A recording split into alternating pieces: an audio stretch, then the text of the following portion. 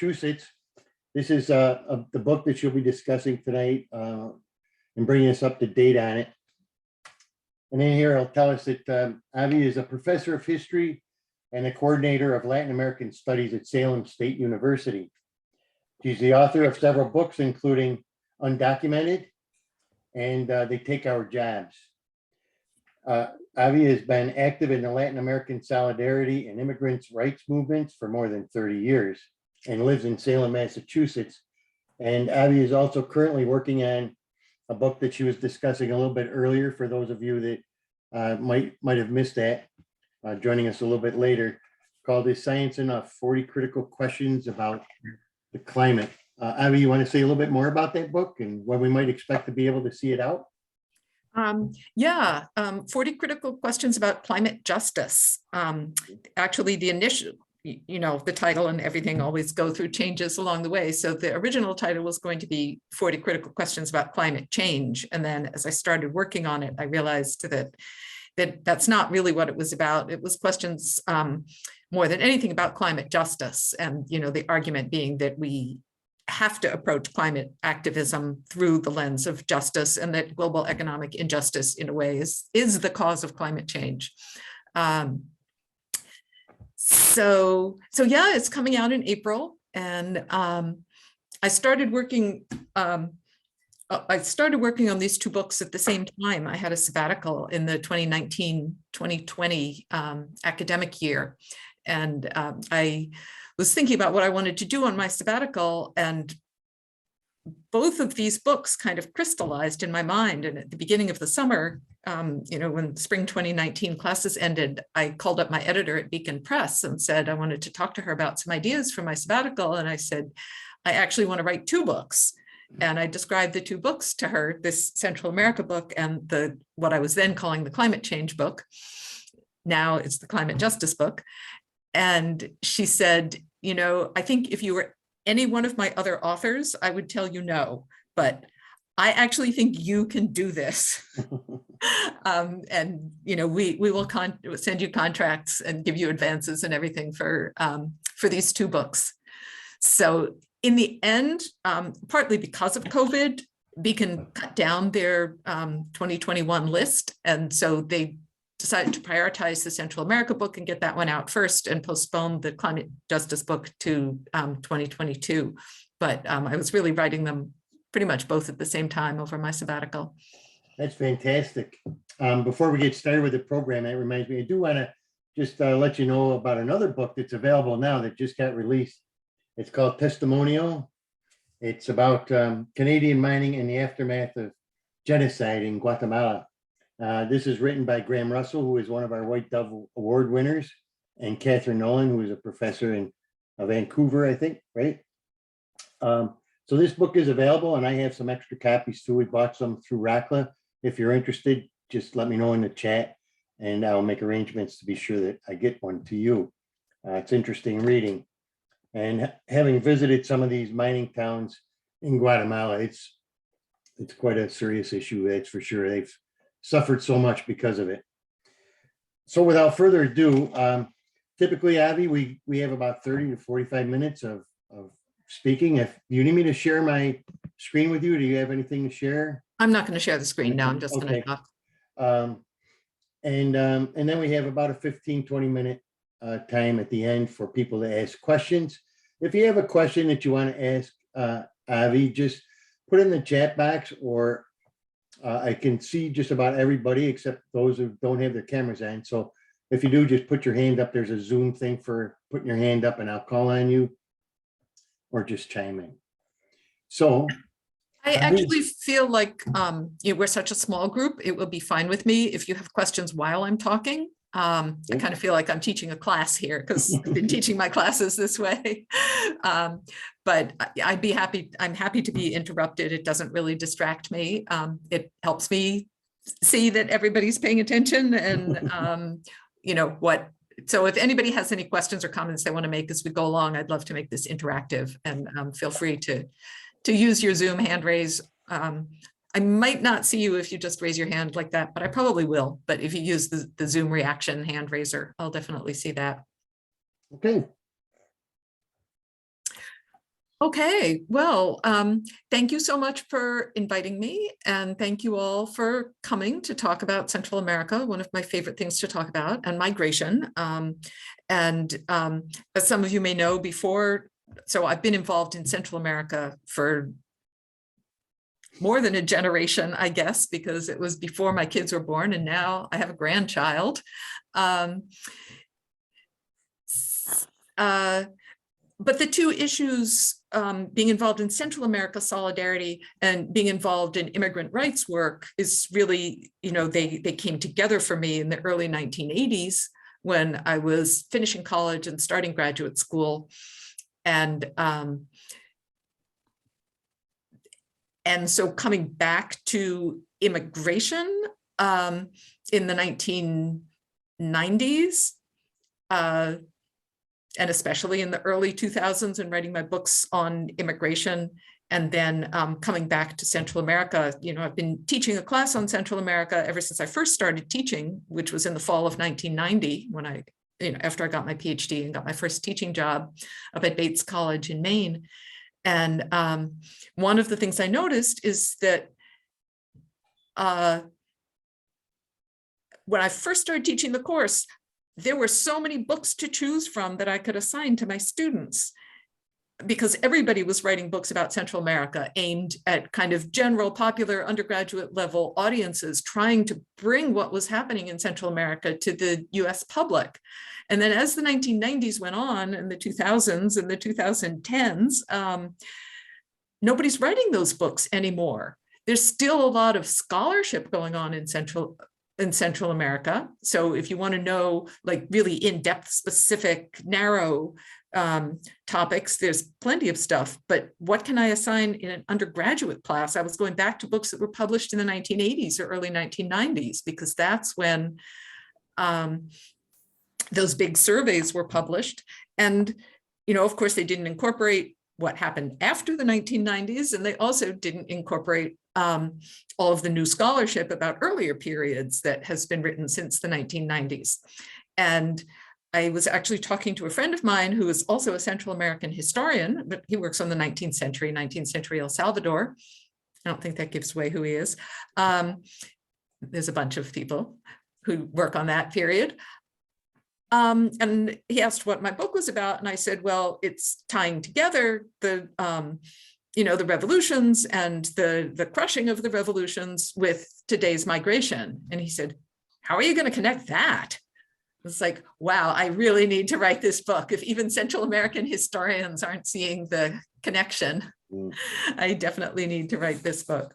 So I'll also just point out, and one of the reasons I call it Central America's forgotten history is that when I first started teaching, I could kind of count on my undergraduate students to be aware of things that were happening in Central America, to have been exposed to these growing up. And I didn't have any Central American students when I first started teaching in 1990. Now I have a lot of Central American students, but they don't know anything about what happened in the 1980s. And they say their parents never want to talk to them about what was happening in their countries, why they came to the United States. And of course, my non-Central American students don't either. So that's why I called the book Central America's Forgotten History. Like, everybody wants to talk about immigration. Everybody has something to say about immigration and immigrant rights and immigration policies, but the history just isn't there.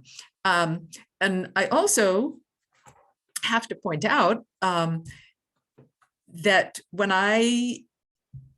it's always a huge honor and to meet with groups like yours, but there's always something distressing to me about seeing that everyone in these groups has hair as gray as mine. There's nothing wrong with it. I'm proud of it. But where are the young people? So, and I'm guessing that this organization also has its roots in the 1980s and in solidarity with the revolutions that were going on in the 1980s and in opposition to US policy in the 1980s. Am I right about that? Even before that, RAC was started around the time Pinochet It was Okay. in 1974, I think. So we're coming up to our 50th year pretty soon. Wow. So, so I just wanted to start by recognizing things that I don't think any person in my university is aware of, but I bet all you guys are aware of, but that I'm always thinking about at the end of November and beginning of December is the anniversaries of the Jesuit massacre at the University of El Salvador, the Jesuit University in 1989, in the middle of November 1989, and tomorrow being the anniversary of the assassination of the 4 churchwomen in El Salvador in 1980. That was December 2nd, 1980.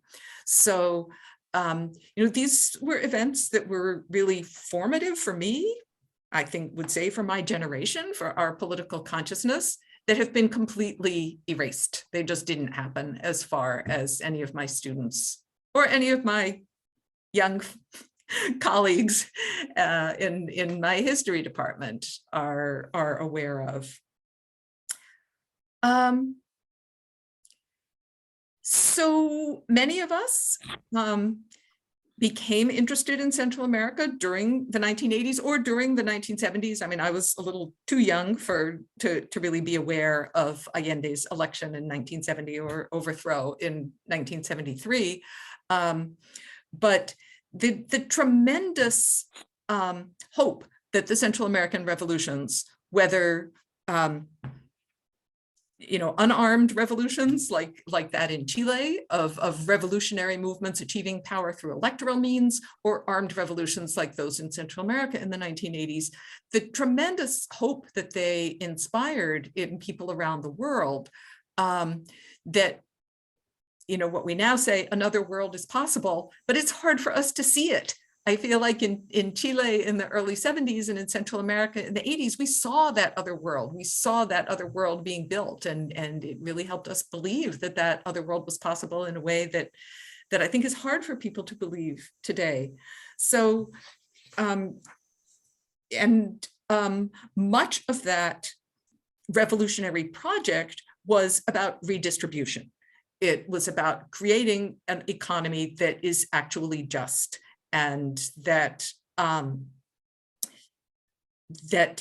questions what the goal of the economy is and what the goal of economic development is, and says that the goal is to meet the basic needs of the poor, and rather than to make the rich richer. And that and a strong belief in the role and the capacity of a revolutionary state to do that. We're not in that era anymore. Now we're in the era that I will talk about tonight as being the era of neoliberalism, climate change, and mass migration. And so what I really intend to talk about tonight is sort of the intersection of neoliberalism, climate change, and mass migration. So to sort of answer the question of my colleague, like, how do you connect the contemporary migration to the revolution so long ago? I mean, of course, the first steps in the chain migration, and part of mass migrations is always chain patterns. That is somebody a family member, somebody from your village, your uncle's cousin, somebody you have a connection to has moved to a place, and that then opens a pathway. Somebody there who can help you get started. News comes back, remittances come back. These ties start to be connected, creating chain migrations.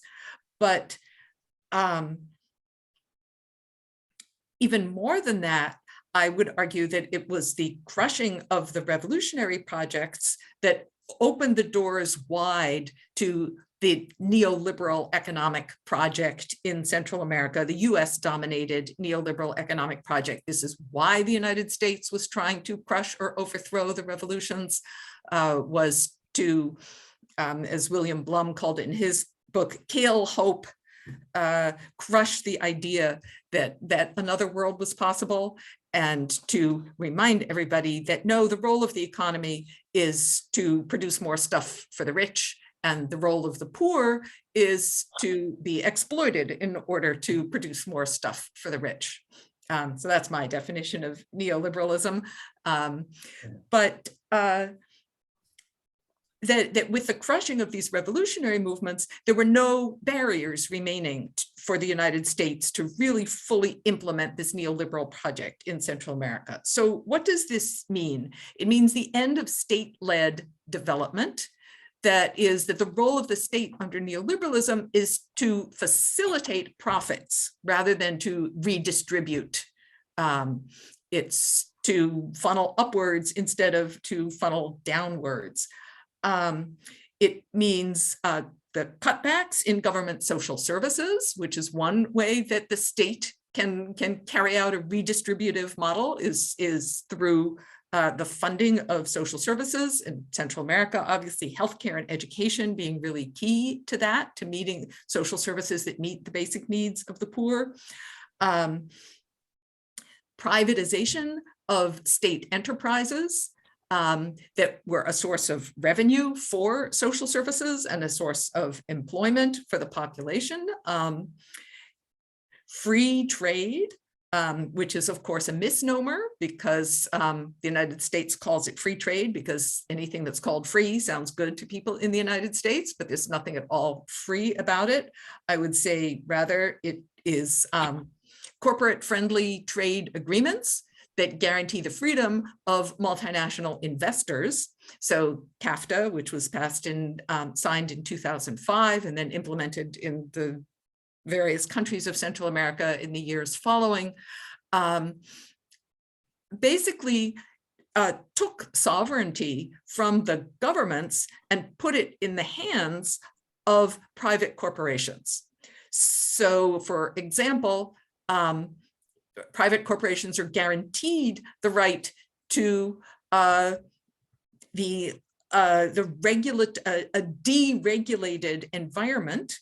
And if a government tries to pass regulations, things like protective labor regulations, minimum wage legislation, environmental regulations, those are defined as an obstacle to free trade, a violation of the free trade agreement. And the United States is there to make sure that these so-called free trade agreements are enforced, whether it's through military means, as in the overthrow of Zelaya in Honduras in 2009, or through the very mechanisms of the free trade agreements themselves, especially the investor-state dispute settlement system, where if there's any disagreement between the state and a foreign investor, the state has already ceded its sovereignty and said that it will accept the arbitration by the World Bank or other business-friendly venues that tend to almost always rule in favor of the investors and against the state.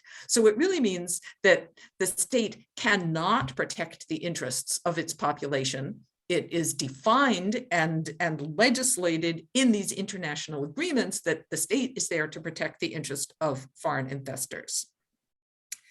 The free trade agreements also, and this is a related aspect, open Central American markets to US products, especially agricultural products, which means that once again, the state has no capacity to protect small farmers. They can't provide seeds, they can't provide technical aid, they can't provide all of the inputs that small farmers need to survive. They can't put a price floor on what small farmers are producing to support their ability to continue to produce, because all of those are violations of the free market and the free trade. So Central American grain markets are flooded with products that the United States is not bound by these same rules. That is, the free trade agreements impose these rules on Central America, but not on the United States. So the US government is able to continue subsidizing and providing goods and services to large corporate agriculture, which then floods Central America with its cheap products, undermining the entire agricultural sector. The free trade agreements and the neoliberal policies that go along with them have supported a particular kind of economic development in Central America, which the United States has actually supported in Central America for over a century, taking advantage of natural resources, making sure that those natural resources remain cheap, and taking advantage of cheap Central American labor and making sure that that labor remains cheap. So some of the sectors that have really flourished under this new neoliberal free trade regime have been the maquiladora sector, that is the export processing sector, where US producers of things like textiles and garments and electronics outsource the labor-intensive phase of their production to Central America. The labor-intensive or the environmentally harmful phases of their production to Central America, take advantage of the lack of regulation there, of the cheap wages there, of the union-free environment that they're guaranteed there, because of course, another part of neoliberal governance is a very high level of violence. So one area of the state that continues to be very well funded under neoliberalism is the military and the police. And that is necessary to make sure that popular opposition can't arise. So the maquiladora sector, the export processing sector, new kinds of export agriculture, especially in products like palm oil, which is used both as an industrial input in so many products, like especially in processed foods, but we're not really aware of it, but we all eat and touch palm oil every day with any like soap or cosmetic product or dishwashing liquid, or pretty much any processed or packaged food. So turning land that was being used for subsistence production over to large landholders who can use it in the export market to support the profits of US industry, whether it's US investors or whether it's US buyers. Mining, as in the Testimonio book, the genocide of the 1980s opened up whole new territories for multinational mining in Guatemala, and not only in Guatemala, in El Salvador, in Honduras. And finally, tourism, that is turning Central America into a playground. And tourism also requires a lot of natural resources. It requires a lot of land, and it creates a lot of profit-making opportunities for foreign investors like hotel chains and airlines. And it needs a cheap source of labor. So that is the neoliberal model that's imposed on Central America with the crushing of the revolutions in the 1990s. And migration and climate change are both really deeply tied into this neoliberal model. So those are the three pillars that I'm talking about here: neoliberalism, migration, and climate change. So why migration? First of all, the loss of subsistence has been a big driver of migration out of Central America, as it has been in Mexico. And this is why a flood of Mexican migration followed NAFTA, as small corn farmers had their livelihoods destroyed by the influx of US corn. Land loss and the undermining of rural livelihoods through neoliberal reforms that prevent the state from supporting small farmers is one way that the neoliberal reforms drive migration.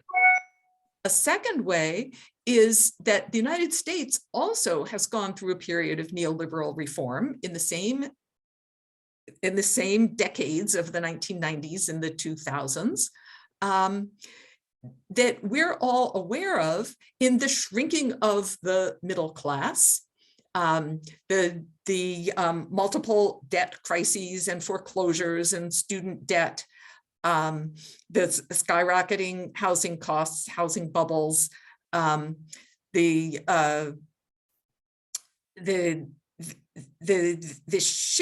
growing productivity, but where wages are not keeping up with productivity, so that the profits are going up to the top.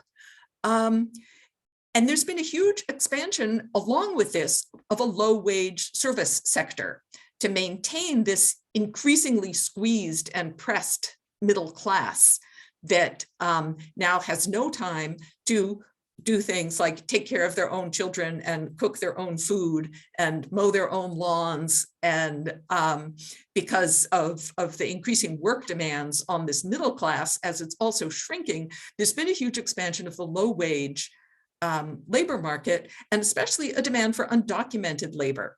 So undocumented labor in the United States has moved from being just in agriculture, which is pretty much where it started, to filling huge areas of the service sector, whether it's in food processing, and the use of processed food has also skyrocketed in this period, whether it's in restaurants, chains. Pretty much every restaurant in the entire United States has Latino dishwashers.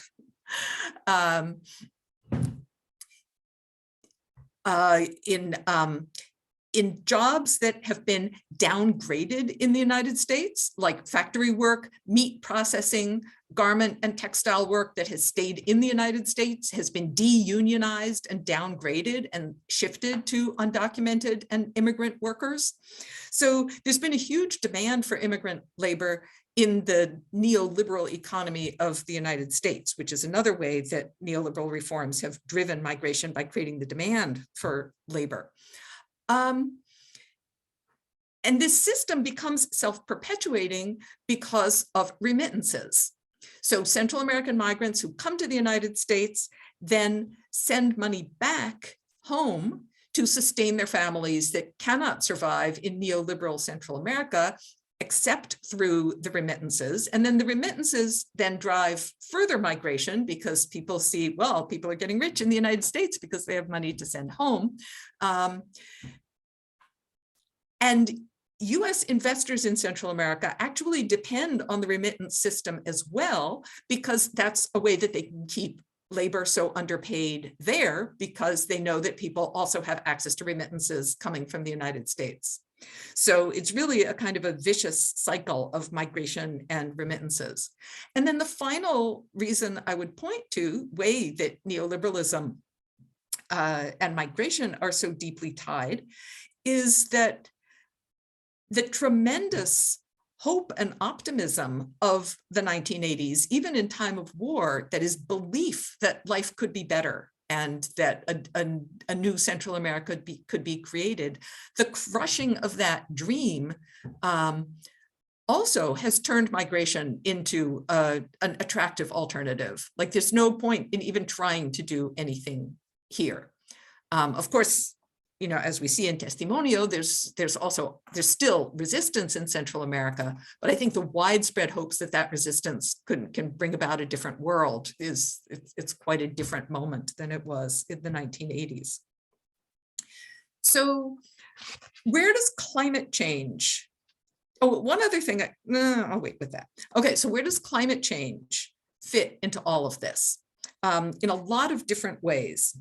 So of course, in addition to the loss of state services and state support for small agriculture and the flooding of Central American agricultural markets, climate change itself is undermining subsistence agriculture in Central America, especially in the dry zone in the northern, what are called the Northern Triangle countries,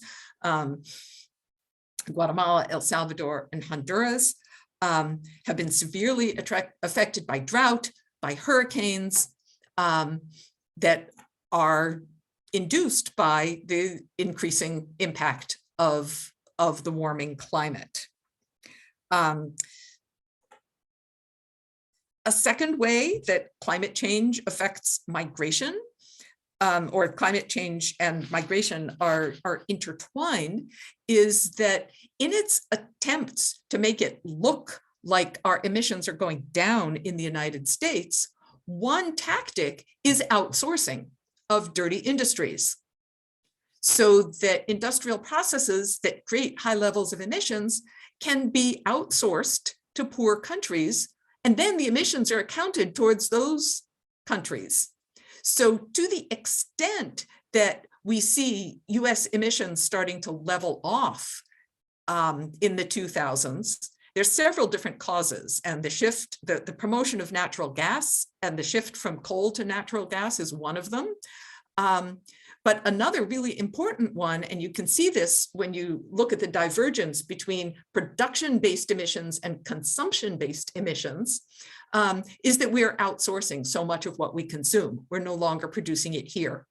So if you look at the emissions, if you count the emissions of everything we consume towards the United States, you don't see that leveling off and slight decline that you see if you look only at production-based emissions. This is something I had to really get into for the climate change book. And then our mythical shift to green energy, the mythical concept of green energy, which I actually argue doesn't exist in my climate change book, also relies on Central American resources, whether it's palm oil that is used for ethanol, for gasoline-powered cars to reduce the emissions of fossil fuels by supplementing it with plant-based fuels, most of which are imported, and that's the other major use of palm oil. Or whether it is the inputs for the batteries, the lithium, the copper, whether those are for transportation vehicles or whether they are as part of the production of solar and wind power means that you need huge storage facilities.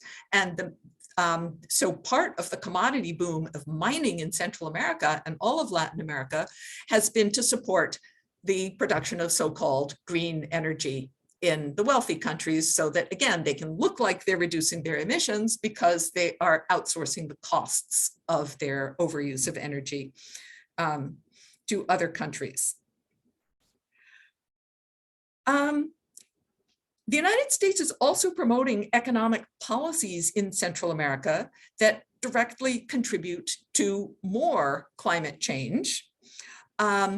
And we can see this in basically every US development package to Central America, going all the way back to George W. Bush's Plan Merida, and through the Obama administration.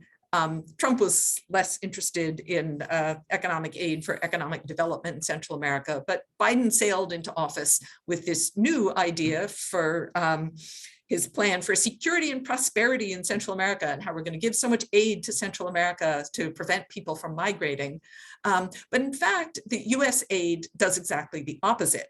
It promotes both climate change and migration. It promotes climate change by funding primarily this kind of economic development that we were talking about before, mega projects, tourism, basically deforestation. And extraction of natural resources, which contributes to more climate change, and displaces people and pushes them into the migrant stream, of course. Finally, as migrants come to the United States, it's true that they raise their standard of living, because to survive, and raising your standard of living means that you consume more fossil fuels. And to survive in the United States, you have to consume fossil fuels. That is, our society is designed so that it's virtually impossible to survive here without becoming a much higher consumer of fossil fuels. And one of the very first things immigrants have to get when they get here is a car, because you cannot do anything here without a car. So one of the pseudo-environmental objections to immigration is that, oh, well, immigrants come here and then they consume more, so it's bad. So more immigration is bad for climate change. We need to reduce the population of the high-consuming countries. Well, another way of looking at that would be to say we need to reduce the consumption of high-consuming countries, not by reducing the number of people, but by reducing the ways that we use fossil fuels. Another element of the neoliberal era has been, as government services have declined, the huge influx of NGOs and small privately funded projects for economic development, and the role of so-called civil society in partnering with international organizations to fund development projects. Unfortunately, what a lot of studies have shown is that the influx of NGO money, given the almost impossibility of sustainability under current socioeconomic arrangements for small businesses or subsistence agriculture in Central America, the influx of NGO money often goes to fund migration. That is, if somebody has access to a few $1,000s, the most logical thing they can do with it is get to the United States, because if they try to invest it in something in Central America, it's going to be lost. If they come to the United States, they have the chance of actually making more and sending it back in remittances. Debt plays a huge role here too, because many families become heavily indebted to send somebody to the United States. They need to send a child to the United States to get out of debt, but they need to incur more debt to send somebody to the United States. So most migrants arrive here with a huge debt that they have to start out by repaying. But if something happens, if they're injured, if they don't make it to the United States, if they die, the family is left with the debt. So it's this debt-fueled vicious cycle going on with migration. Remittances have in fact become the major source of income in much of Central America, sometimes following some major export crops, in some cases the major source of income, far outweighing any US aid if you look at any year since mass migration has started.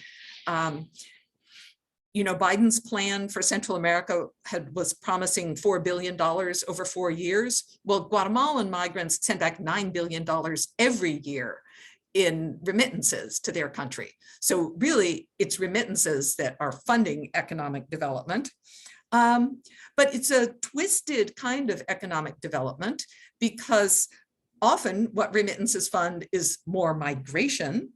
And remittances make almost any kind of work seem pointless or meaningless in Central America, because the wages that one earns there are so pitifully low compared to what families can receive if a child comes to the United States to work.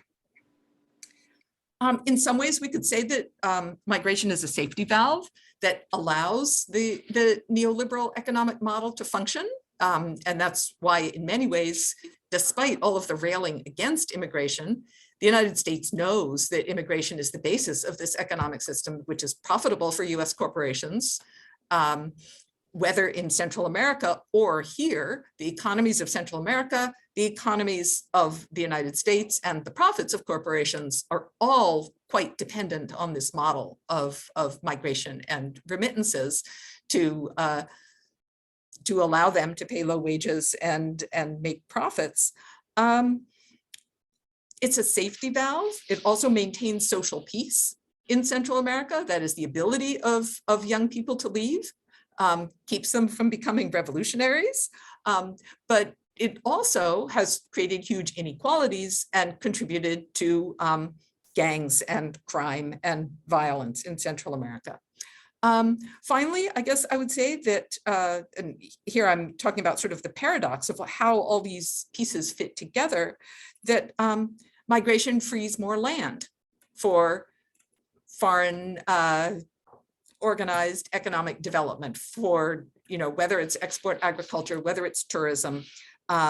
Convincing people to leave is the easiest way to get rid of them and make the land accessible. So I guess I would like to end by saying, given this sort of rather grim picture of the economic relationship between the United States and Central America, and the possibilities for Central America under the current arrangements, what should the United States do? What should we be fighting for the United States to do at this point? So I have 5 ideas. One is, I'm very skeptical of the whole concept of aid, but there is one kind of aid that Central America actually desperately needs right now, which is pandemic aid. They need vaccines, they need infrastructure to distribute vaccines. So this is one kind of aid that if the United States was really interested in doing anything to help Central America, they could be doing. And when I say vaccines, it's not only like charity donations of vaccines, but it's changing the system that is Latin American countries should be able to produce their own vaccines. Vaccines should not be a profit-making enterprise that's in the hands of, again, the same few multinationals. But looking a little bit bigger than that, the rules for international trade have to be drastically reformed. And, you know, we were talking about this in the 1990s, opposing the World Trade Organization, opposing the free trade agreements. But I feel like we've become a little bit complacent about them. Like now they just are the way things are. But we have to go back to really questioning, why is trade organized the way it is, with all the power and benefits in the hands of corporations and none of it in the hands of the poor in Latin America? So the trade rules have to be drastically reformed. Governments have to be allowed, without being overthrown or legally restricted from, to protect the interests of their populations, and populations have to have the right to press for their rights. A third piece is a debt jubilee. That is the system of international lending and debt has made sustainable or equitable economic development almost impossible in the indebted countries like those of Central America, and gives extraordinary power to international lending organizations and banks that basically can control the economies of these countries, and they do it obviously in their own interests. So a debt jubilee is number 3 in my list of what needs to be done to create a more just environment. The fourth thing would be to open the border and to raise the minimum wage. And I put those two together. Maybe I should put them separately, but to open the border, because migration is happening. It's going to continue to happen. It can either happen under extremely exploitative and dangerous circumstances, or it can happen in safe and productive ways. Yes, it's a little more profitable if we keep it happening in exploitative and dangerous ways, but of course it would be more just to allow it to happen in open and productive ways. So, so opening the border, allowing free migration, and raising the minimum wage in the United States. That is the cycle of debt and remittances. You know, we could create much more aid for Central America by raising the minimum wage in the United States so that migrants would have something more to send back to their families, than by taxing US citizens and putting that towards foreign aid. And finally, I think that reducing our use of fossil fuels would be a really important way of aiding Central America, because of the role that climate change is playing in all of this, and is going to be playing in even stronger ways in the coming years. So I didn't see anybody raise their hand the whole time I was talking, but I hope you have some questions or comments. Okay, anybody have any questions that they'd like to ask Avi about your experiences or share with us? Just have to unmute yourselves and then pipe up.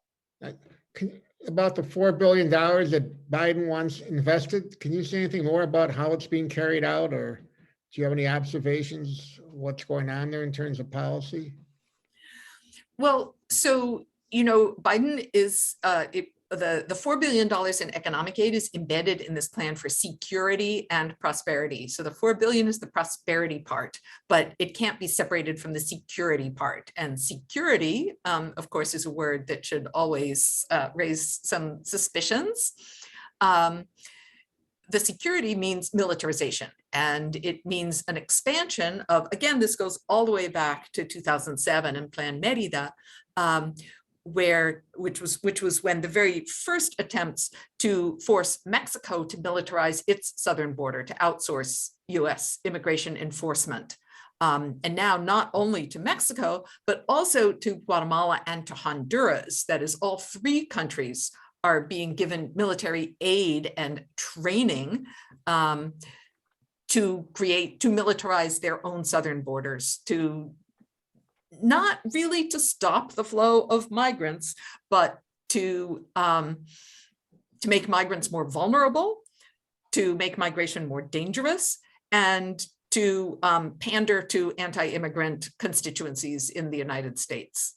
So, Biden has been a big disappointment on immigration so far, for those who had any hopes for Biden on immigration. But so first of all, we have to think about the prosperity, the security part of security and prosperity. But then we also have to look at what is meant by prosperity. And prosperity basically means investment in mega projects that are very profitable, but that displace people and undermine people's livelihoods, and that rely on this precise neoliberal economic development model that it's not prosperity in terms of the kinds of social investment that Central America actually needs. It's prosperity in terms of a trickle-down theory of enticing foreign investors to create low-wage jobs and calling that prosperity. Is there any model you'd recommend? I mean, I take it there's no land redistribution in the Biden plan that I've seen. They have this consortium of 12 companies. I mean, again, I think that, that's why I went through my I don't know how many they were because of the way I wrote them down and divided them up, my 4 or 5 or 6 recommendations that, economic aid can't be conceived in terms of helping corporations, imagining that by helping corporations make more money, it's going to improve the lives of the poor. It's not up to the United States to implement land reforms in Central America. But it is up to the United States to allow Central Americans the sovereignty to do those things. And all of the ways that we put money into Central America are kind of do exactly the opposite. So I guess I'm saying we need to think bigger rather than, well, could we direct our aid in a slightly different way? Isn't really going to answer the question. It isn't really going to address the question. Something like a debt jubilee, like raising the minimum wage in the United States, like opening the border, like seriously reducing our own use of fossil fuels and alternative pseudo-green energies, changing the trade rules. Those are the kinds of things, more than saying, oh, well, we could use the $1 billion for this particular, project instead of that particular project. But I mean, Central Americans also have the right to self-determination and to sovereignty and to choose their own economic priorities. And, right now, the countries are, it was a very different moment in the 1980s where there actually were strong popular movements that had the capacity, or would have had the capacity if it wasn't for the United States, to implement really different and revolutionary forms of economic development. Right now, the Central American countries, we don't know exactly what's going to be happening in Honduras, but the rest of the Central American countries are governed by the same elite coalitions that are benefiting from the current economic arrangements.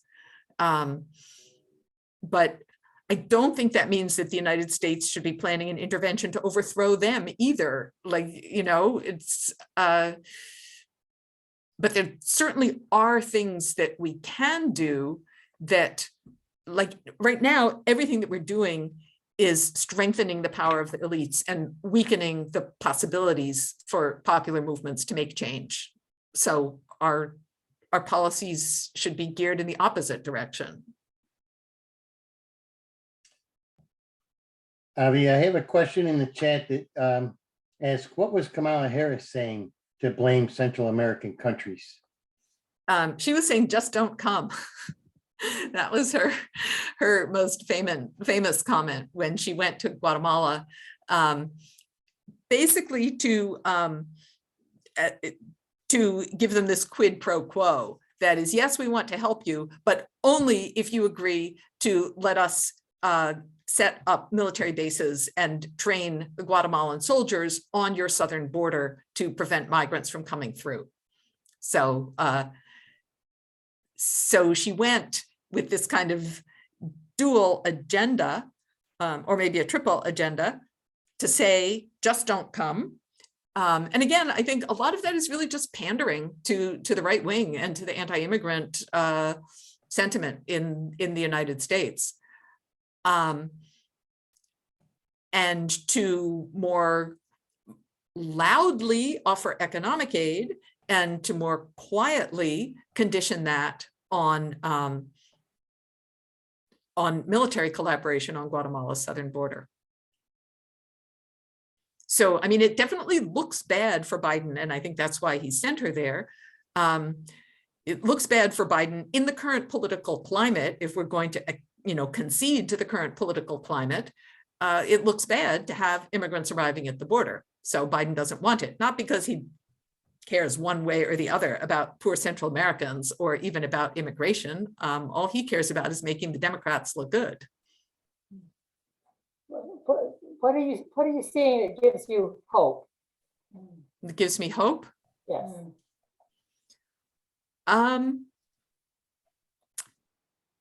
Well, I guess I would say that the protests outside COP26 gave me hope, like the feeling like that there really is a strong global and especially youth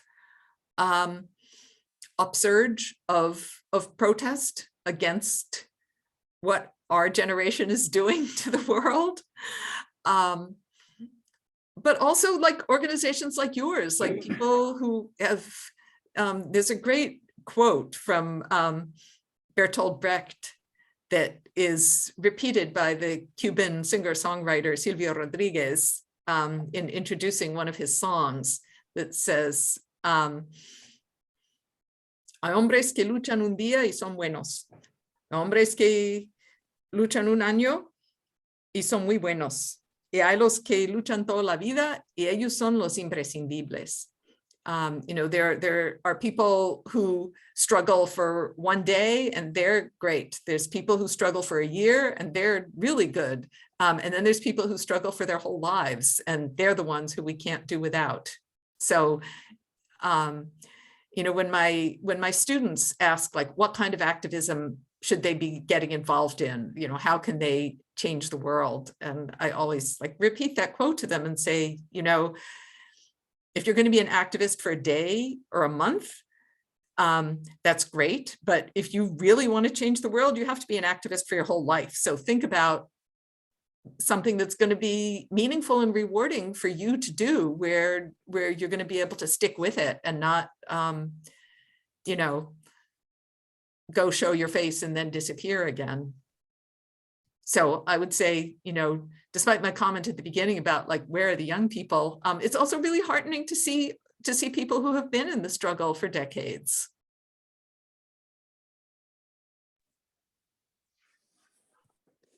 Yes, Elizabeth?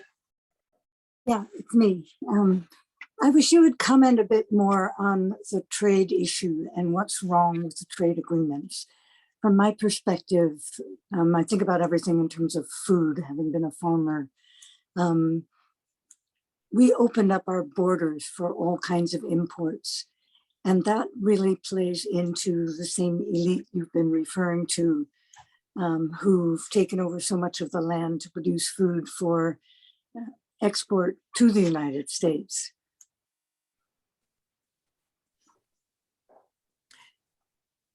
So, I mean, I think the issue of food sovereignty is a really key one. And I mean food sovereignty, not necessarily in terms of national sovereignty, but in terms of who controls the food system. And right now, it's multinationals that control the food system. And when multinationals control the food system, their goals are, one is to process as much as possible, because that's where the value added comes, you know, so they can make more money off of more processing. Two is mass production, which means monocultures. Three is highly mechanized, pesticide and fertilizer heavy production, because the you know, the interlocking system of profit comes from the chemical companies, the fossil fuel companies, the pesticide and fertilizer companies, the agricultural machinery production. All of those bring more profit into the system, and they're sort of mutually dependent on each other. And all of them depend on pushing small farmers off the land, whether that's in Central America or in the United States. They depend on access to cheap exploited labor, again, whether it's in Central America or Mexico or the United States. They turn agricultural work into heavily exploited work.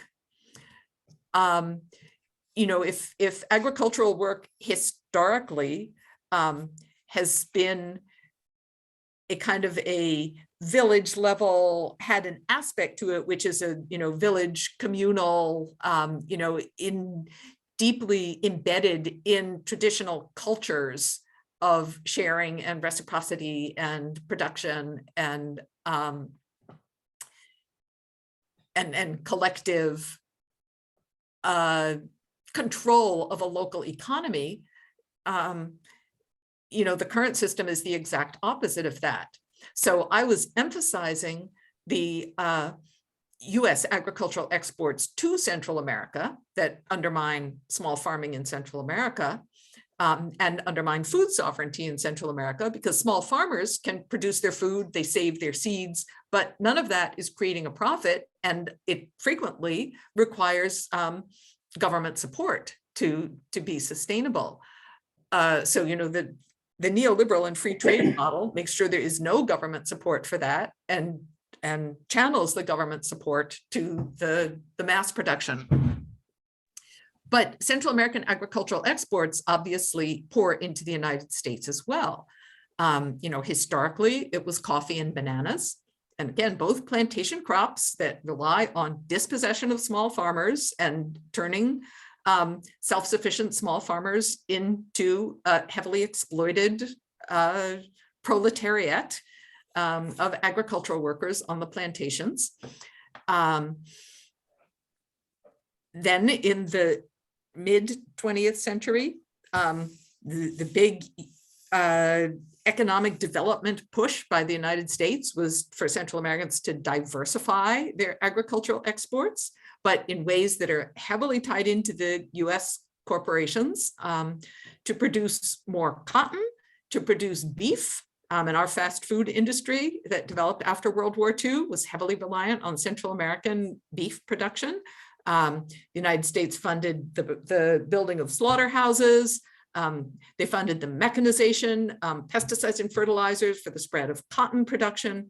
Cotton required a heavily exploited and poisoned, because cotton was very pesticide dependent, workforce. Cattle required very little labor, so it pushed people off their land without even creating these terrible jobs for people to move to. And you know, there were a couple of books published in the late 1980s, Export Agriculture and the Crisis in Central America. And I'm not remembering the author's name of that one. and the other one was by Charles Brockett, Land, Power, and Poverty, that see the US aid in the 1960s and 70s, the sort of Alliance for Progress, predecessor to Obama's Alliance for Prosperity and Biden's Plan for Security and Prosperity, as being the cause of the Central American revolutions. And that all ties in really well with what's happening in this country with farm labor, where more and more of the labor is H-2A workers, guest workers from the Central American countries. Which is another system. That will expand that is called the Farm Labor Modernization Act. It modernizes it by making it fit in perfectly with what you've just described, this industrial system that uses people. I mean, that kind of guest worker system is yet another method of making sure that workers are marginalized, have no rights, and are more exploitable.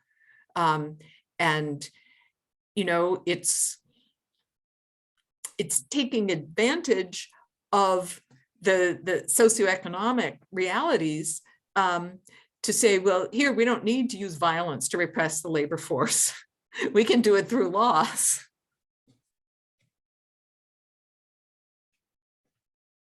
I've noticed that in my work with the Mayans in the Rabinal and Rio Negro area of Guatemala, that they're trying to produce a model where it's more of local productions and more of local reliance upon what they can produce themselves. And by that, I mean, I don't know, years and years ago, there was a book, and I think it's still around, it's called When Corporations Rule the World by Jack Corton.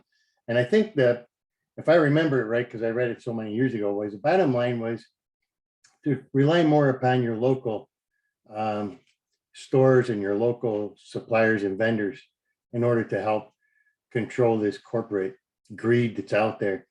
But the Mayans I've been working with, of course, in Rio Negro, they were displaced by the Chicxulub hydroelectric dam project. And some of the one people of there, many examples of how what we call green or alternative energy is not really green or just anyway. And they were subjected to 5 different massacres just in that one little village alone. And there were several other villages upstream that were subjected to the same violence. And they're still dealing with that so many years later. But they've done their own subsistence farming there. They're doing seed saving. They're bringing back the indigenous crops that were lost during the Civil War there, and the institutional knowledge that was lost by the men being massacred and killed. And then they're trying to find different ways to market that. They're also teaching other Guatemalans, agencies and groups how to do the subsistence farming. The other thing I've noticed is that more of the Mayans are actually getting to go to universities now. And I think that that's a positive sign of hope there too, in that hopefully through them and through getting more education and knowing more about how the systems work, they may be able to get into positions where they'll be able to change that. But, to get back to the frustrations that you see, like the Democrats in so many ways are just perpetuating the same terrible things that the other guys are doing. And you see that like when the Democrats cheered when they were talking about Guaido in the State of the Union address that Trump did, and it's Democrats are cheering this Guaido on, and it was an illegal action that they were taking, trying to force out an elected government. The same thing is starting to take place in Nicaragua now with the Renacer Act. We don't like it when they meddle with our elections, as we got, angry with Russia and China and whoever else was involved. But yet we turn around and do the exact same thing. And it's been going on for so many years. I mean, why don't they realize that this is not working? This system does not work. We haven't brought democracy to any place that we've said we're bringing it to. Because it's nobody's goal to bring democracy. you know, if you look at, you know, if you look at Vietnam, if you look at Cuba, if you look at what's going on internally in the US government in the periods where the documents, you know, the internal documents are now publicly available and declassified, although not everything is declassified, of course, they're quite open about their goals, and bringing democracy is never among their goals. But that's what they want us to believe. That's what they say in public, but that's not what they say in private. There's Yeah. something people in this group can have some influence on.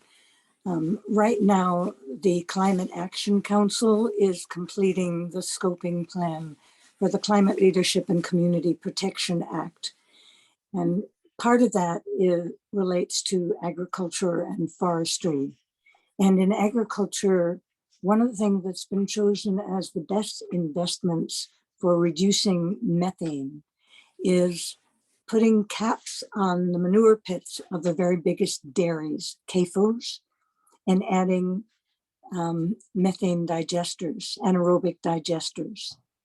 If we insist that none of the money goes to those biggest farms, that they be forced to pay themselves for those investments if they want them, because that's where that's what ties in with the H-2A workers.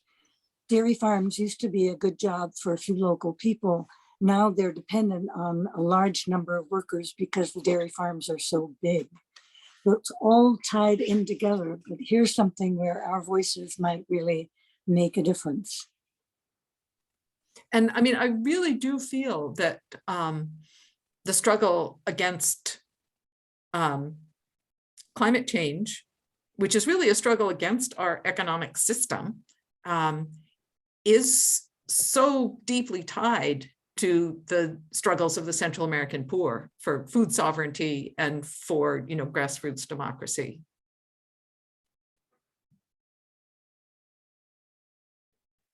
Other questions or thoughts? Is there anything about Costa Rica's government and how they interact with either other Central American governments or our government that is positive or helpful?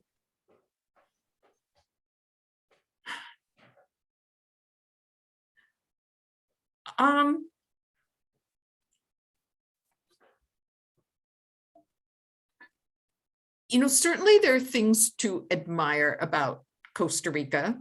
The amount of land they are protecting in terms of rainforest, the fact that they showed that a small poor country can get rid of its army and thus have money available for social investment. You know, I think that the Costa Rican exceptionalism has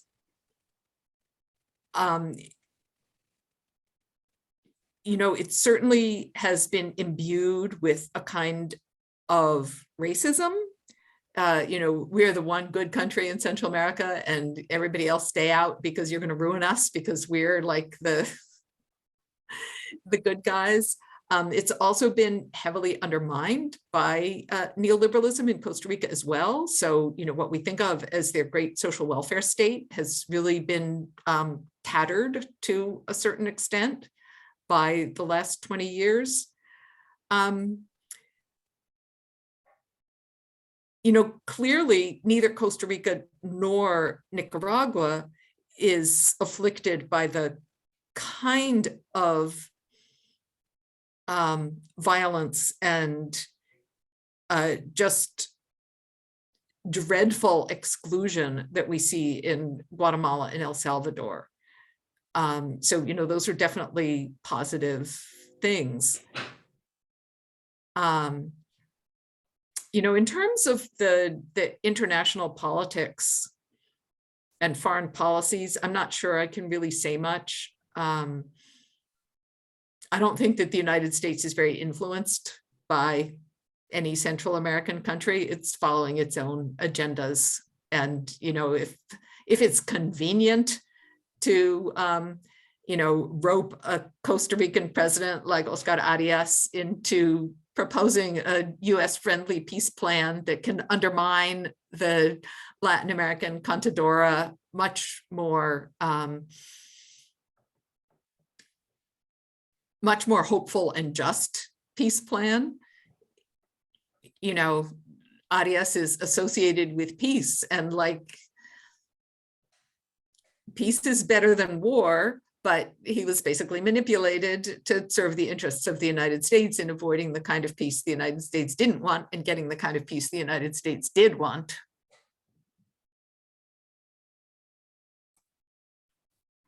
Thank you. Anybody else?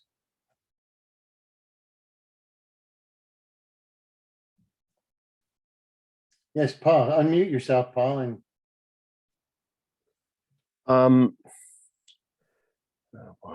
anyways, oh dear, I just lost my thought. I apologize. I love what you've had to say, and I'm sorry I had to come late. Scheduling conflict with someone that I couldn't miss. Oh yeah, I did have a question in the chat about about how trusted liberal institutions can spread disinformation. And what inspired that question was I read an article in the Atlantic, and the author didn't hide the fact, because she said so in her article, that she's a member of the NED. And then she had disparaging things to say about the Maduro model, for example. So what do you know of among respected liberal institutions, organizations, who are the ones that spread the most disinformation? So when you say trusted liberal organizations, what are you referring to? Like trusted by whom? And for example, what? I don't even really understand what category you're referring to. I guess part of the reason I asked it that way is because I would imagine the Atlantic magazine is a trusted resource for people to get good information.